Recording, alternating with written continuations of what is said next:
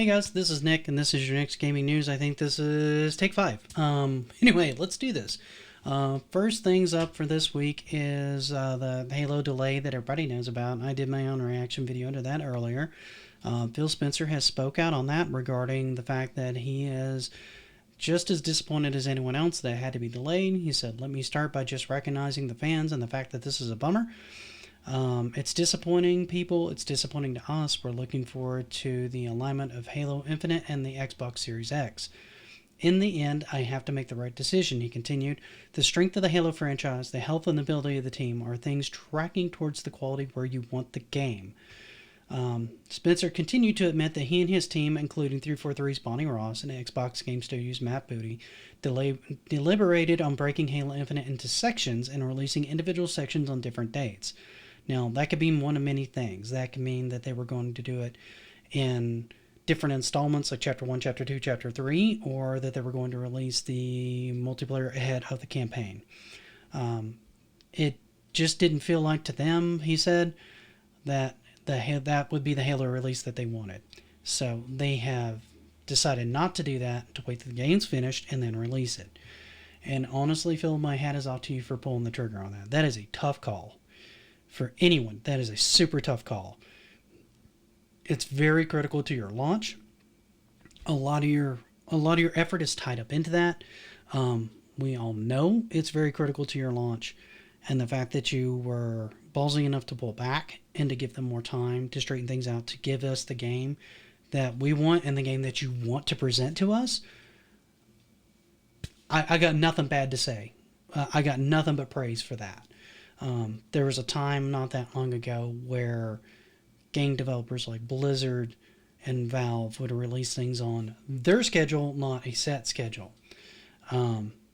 Blizzard was notoriously bad about just saying, or notoriously good, depending on how you look at it, about saying, well, we'll release it when it's ready. And that's when you got it. And if you played Blizzard games and you liked Blizzard games, you understood that when they released that game was going to be good. It was going to be rock solid. It was going to play right. It was going to feel right. Everything was going to be right.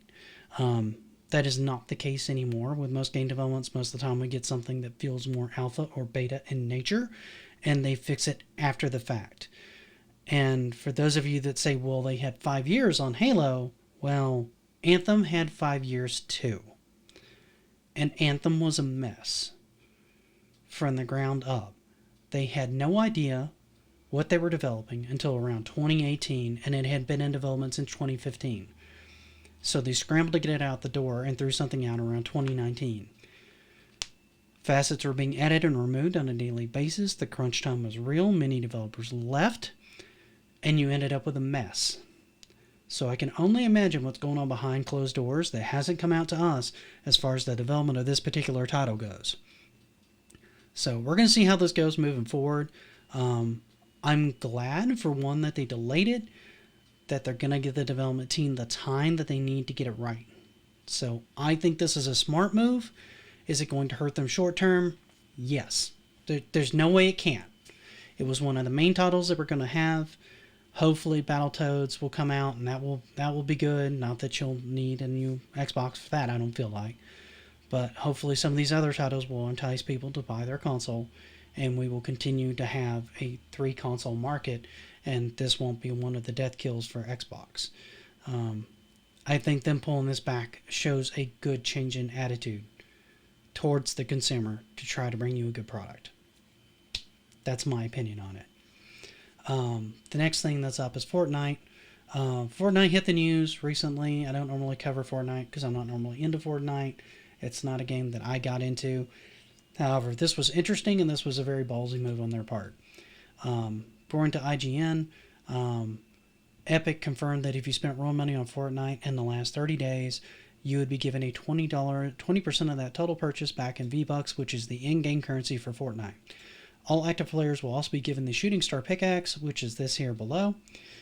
Epic Games has permanently lowered the cost of Fortnite V-Bucks by 20% across all platforms, including adding a new direct payment option on mobile, calling out Apple and Google's exorbitant payment prices. Fortnite Mega Drop is explained in further detail on this FAQ, which this is on IGN's website directly. This affects PlayStation 4, Xbox One, Nintendo Switch, Mac, PC.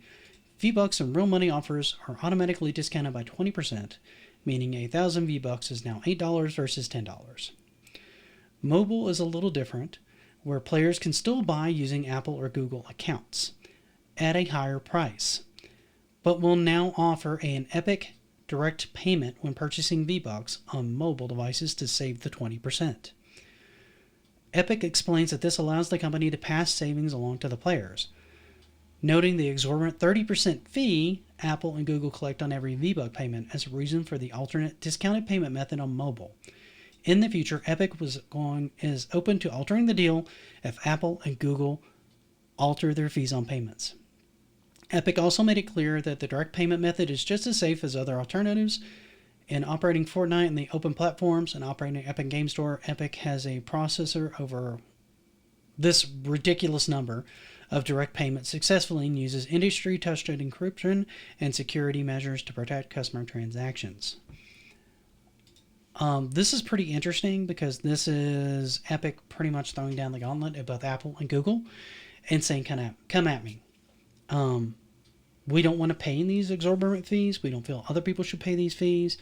And they have a case because Apple has made concessions to apps like Amazon, cutting their fee to 15% to get them on the platform. And they've also been heavy-handed with other services like Facebook Gaming, where you can't do the instant game change where you can jump into a game instantly. Stadia isn't on there at all because they want to review every single individual game and have them all listed separately so that they can go under a review, which is terrible for a product like Stadia. It's also terrible for xCloud. Apple has already called them out, and an antitrust suit has already been filed against Apple for people contending that they are being too heavy-handed with their store, and that they are being anti-consumer. So they are already under a microscope, which is why it was interesting when, as I was recording this video, this came out. Apple just kicked Fortnite off the Apple Store.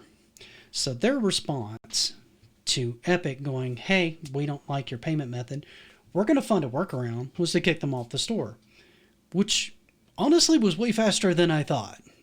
I thought they would consider it, and I thought they would talk to Epic about it. Nope, they just kicked them off the store. So Apple has removed Epic Games' Battle Royale Fortnite from the App Store after the developer on Thursday implemented its own in-app payment system that bypassed Apple's standard 30% fee. The decision marks a significant escalation in the feud between Epic and one of the most popular mobile app stores in the US. And it comes in an especially fraught time for Apple as the iPhone maker navigates antitrust concerns over its operation of the mobile marketplace and the rules it imposes on certain developers. Alluding back to the fact that they have made concessions for people like Amazon, whereas everybody else is, no, you have to adhere to the standards. So, today, Epic Games took the unfortunate step of violating the App Store guidelines that are applied equally to every developer and designed to keep the store safe for our users. This is absolute bullshit. They have made concessions for other people, and they have allowed other people to have lower fees. So I call BS on that. As a result, the Fortnite app has been removed from the store. Epic enabled the feature in its app, which was not reviewed or approved by Apple, and they did so with the express intent of violating the App Store guidelines regarding in-app payments to apply to every developer who sells digital goods or services. Epic has had apps on the App Store for a decade. We have benefited from the App Store ecosystem, including its tools, testing, distribution that Apple provides all developers. Epic agreed to the App Store terms and guidelines freely. We're glad they built such a successful business on the App Store. The fact that their business interests now lead them to push for special arrangement does not change the fact that these guidelines create a level playing field for all developers and make the store safe for all users. We will make every effort to work with Epic to resolve these violations so they can return Fortnite to the Apple Store. So their knee-jerk reaction was effectively to immediately pull the application because they found a way around their actual payment scheme. This doesn't have anything to do with your safety or my safety on their store. I have an Apple phone myself. I have an Apple Watch. I have a MacBook. This has everything to do with them getting that 30%. Okay? Straight up. There is a small grain of truth in the fact that since they have not tested this direct in-payment information, that your information could potentially be compromised. But the greater effect on this is they are losing revenue. Make no mistake, this is a revenue thing. So they have immediately pulled Epic out of there, and whether or not your application continues to work, it will probably still work if you were able to get the update before they pulled it off of the store. But in the next iOS update, I'm betting that the application will no longer meet the criteria and you won't be able to update it, which means you probably won't be able to connect to the servers anymore. So enjoy the game for as long as it runs. It's probably going to get pulled. Apple is under the microscope right now for being heavy-handed with developers and for all the things I've mentioned beforehand. So this is going to be interesting to see where they go from here and where developers tend to go from here. Because if your applications tend to go to the store and they start going to Android, say if Google's more reasonable and they lower their fees, you'll start seeing more and more applications pop up there and fewer pop up on the Mac. There's a reason nobody games on a Mac except for on mobile devices. They don't have the games. So if you can't get the games here, but you can get them on Android, you're going to see more and more people bail on the Apple ecosystem. You're going to see more of them pop up on the Android ecosystem. It depends on Google's ball court now how they want to handle this. Do they want to try to make an adjustment for Epic or try to make an adjustment overall on their platform, or do they want to kick them off their platform? So it's going to be interesting to see where this goes. I'm going to keep an eye on it. I recommend you guys keep an eye on it. Right now, I'm going to go ahead and wrap this up and try to get this out for you guys. If you guys like this video, go ahead and hit like and subscribe. Don't forget to hit the bell, and I'll see you guys next time.